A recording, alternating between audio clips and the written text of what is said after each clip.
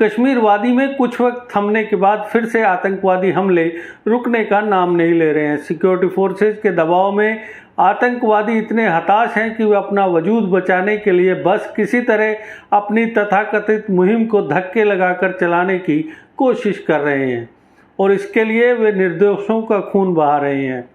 अगर चंद पाकिस्तानी आतंकवादियों को छोड़ दिया जाए तो आज कथित मूवमेंट को चलाने के लिए बंदूक उठाने वाले कश्मीरी युवा अपने ही कश्मीरी भाइयों को मारने पर तुले हुए हैं। अगर कश्मीर के मौजूदा हालात की बात कही जाए तो यह दो लाइंस काफ़ी सटीक साबित होती हैं। ये कहकर मेरे दुश्मन मुझे छोड़ गए, ये कहकर मेरे दुश्मन मुझे छोड़ गए कि तेरे अपने ही काफ़ी हैं तुझे रुलाने के लिए। दर्शकों, जेके अपडेट प्राइम टाइम में मैं प्रशांत भारद्वाज आपका स्वागत करता हूं। आज के प्राइम टाइम में चर्चा कश्मीर वादी में आतंकवादी वारदातों में फिर से आए उबाल को लेकर। आतंकवादियों की ओर से साउथ कश्मीर में सिक्योरिटी फोर्सेज आम नागरिकों व गैर कश्मीरी मजदूरों को निशाना बनाने की वारदातों में तेजी आई है। 3 अप्रैल को पुलवामा के लिट्टर इलाके में आतंकवादियों की फायरिंग में पोल्ट्री व्हीकल के पठानकोट निवासी ड्राइवर क्लीनर घायल हो गए, जबकि पुलवामा के लोजूरा में 4 अप्रैल को आतंकवादियों की फायरिंग में बिहार के 2 मजदूर मारे गए।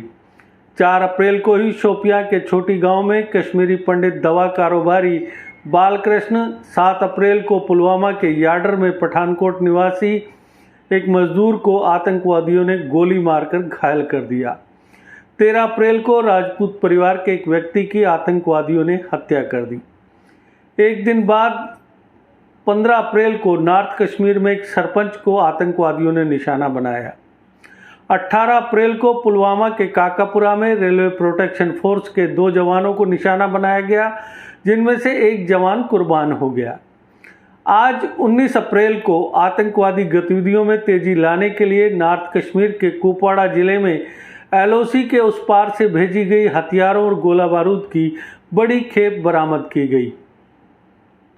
जिले के करना इलाके में पुलिस पोस्ट ताड़ के सामान्य क्षेत्र में सर्च ऑपरेशन के दौरान 10 pistol, 17 pistol magazine, 54 pistol round और 5 ग्रेनेड सहित भारी मात्रा में हथियार और गोला बारूद बरामद किया गया।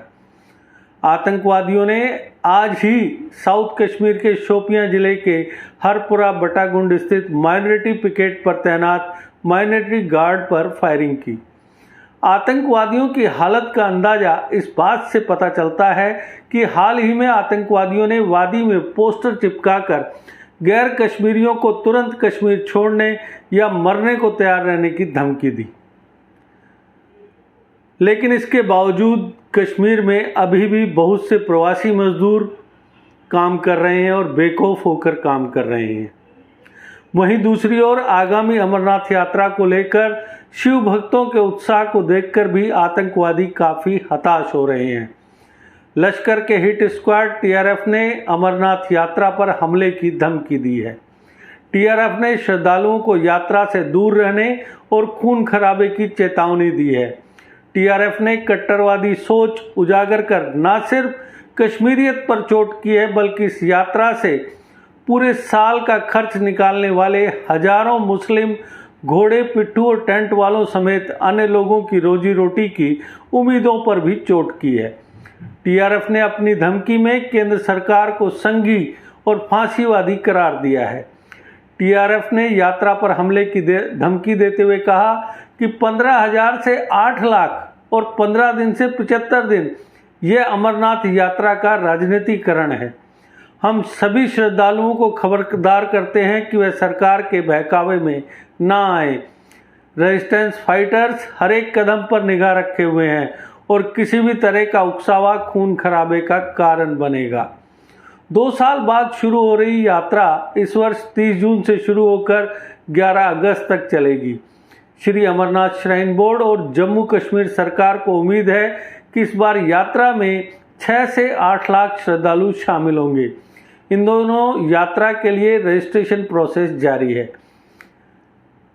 जहां एक तरफ आतंकवादी यात्रा का विरोध कर रहे हैं, वहीं दूसरी ओर असलियत यह है कि ज़्यादातर कश्मीरी विद्वानों और जानकारों का कहना है कि इस्लाम मानने वाला कभी भी किसी दूसरे मजहब को नुकसान नहीं पहुंचा सकता।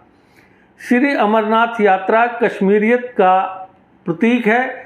इसे नुकसान पहुंचाने वाला या पहुंचाने की बात करने वाला दोनों ही कश्मीर और इस्लाम के दुश्मन हैं। पाकिस्तान और आईएसआई कश्मीर में तेजी से बदल रहे माहौल को देखकर अंदर ही अंदर सुलग रहे हैं। पाकिस्तान में सत्ता की कमान संभालने से पहले ही शहबाज शरीफ ने साफ कह दिया कि कश्मीर मुद्दा सुलझाने के बाद ही भारत से बातचीत हो सकती है। और वैसे भी सब जानते हैं कि पाकिस्तान में सियासत कश्मीर को लेकर ही की जा सकती है। कश्मीर वहाँ की सियासत का बेस कहा जा सकता है। पाकिस्तान ने सीज फायर एग्रीमेंट का इस्तेमाल भी अपने फ़ायदे के लिए ही किया।